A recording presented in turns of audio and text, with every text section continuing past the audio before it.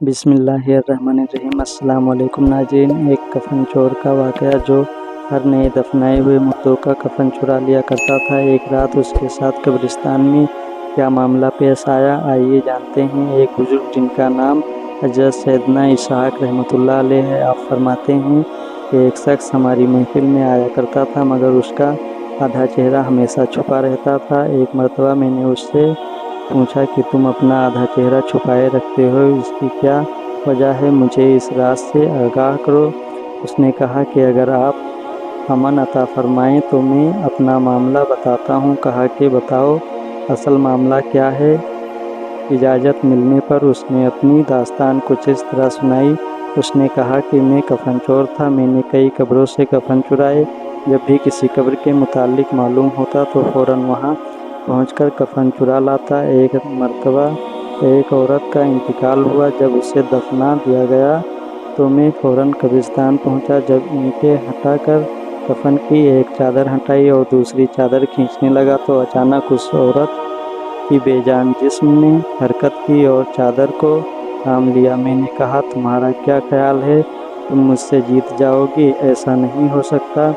यह कहकर मैं घुटनों के बल बैठ गया और पूरी ताकत से कफ़न खींचने लगा। उसी वक्त उस औरत ने मुझे एक ज़ोरदार थप्पड़ मारा, जिसके दर्द के शिद्दत से बेकरार हो गया और मेरे चेहरे पर बहुत ज़्यादा जलन होने लगी। यह कहकर उस चोर ने अपने चेहरे से कपड़ा हटाया तो उसके गाल पर उंगलियों के निशान छपे हुए थे। मैंने कहा, फिर क्या हुआ? उसने कहा कि मैंने फिर उस कपड़े को उस पर डाल दिया और जल्दी जल्दी मैंने उस कब्र पर मिट्टी डालकर दोबारा से भर दिया और मैंने यह इरादा कर लिया कि जब तक मैं ज़िंदा रहूँगा दोबारा कभी भी चोरी नहीं करूँगा। अल्लाह मेरे सभी गुनाहों को माफ़ फरमाए और मुझे तौबा करने की तौफीक अता फरमाए। हज़रत सैयदना अबू इसहाक़ रहमतुल्लाह अलैह फरमाते हैं, उस कफ़न चोर का सारा वाक़या लिखकर हज़रत सैयदना अबू उजैर रहमतुल्लाह अलैह की तरफ रवाना किया। उन्होंने जवाब लिखकर भेजा कि उससे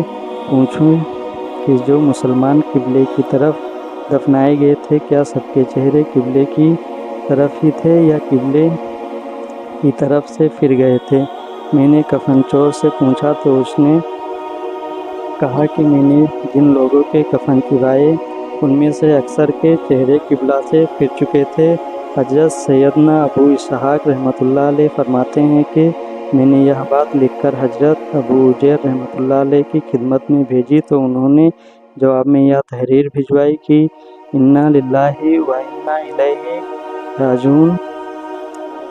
या इसहाक़ रहमतुल्लाह अलैह, जिन लोगों के चेहरे किबले से फिर चुके थे उनका खात्मा सुन्नत पर नहीं हुआ। प्यारे दोस्तों, अल्लाह हमें अपनी हिफ्ज़ो अमान में रखे और हमारा खात्मा हुज़ूर सल्लल्लाहु अलैहि वसल्लम के सुन्नतों पर फरमाए। इस दास्ताने इबरत में हमारे लिए इबरत मौजूद है कि कितना तशवीशनाक मामला है कि जो लोग सुन्नतों से मुँह मोड़ लेते हैं, वह काम शरीयत के मुताबिक नहीं होते और जो दुनिया को दीन पर तरजीह देते हैं, उनके साथ कब्र में बेइंतहाई मामला होता है। दोस्तों, कब्र और आखिरत में लम्हा भर का अजाब भी बर्दाश्त से बाहर होता है। हमारे नाजुक जिस्म जहन्नम की भड़कती हुई आग का मुकाबला नहीं कर सकते। अगर इसी तरह गफलत भरी ज़िंदगी गुजारते रहे और इसी हालात में मौत आ गई तो वह जिल्लत और रुसवाई और दर्दनाक आज़ाब का सामना करना पड़ेगा। मेरे दोस्तों, जल्द से जल्द